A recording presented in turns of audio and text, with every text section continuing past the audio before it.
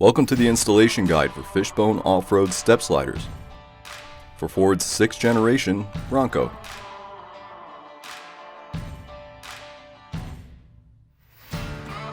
Step 1.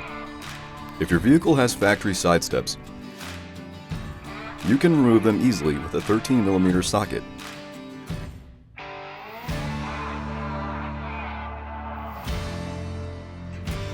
Next, with a 15mm socket, remove the two nuts from each body mount bracket on driver and passenger sides.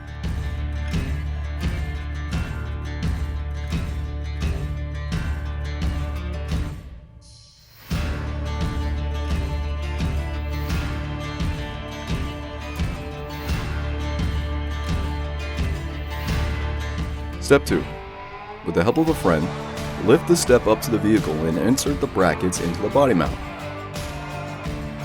Finally, secure them by reusing the nuts from step 1. And you're done.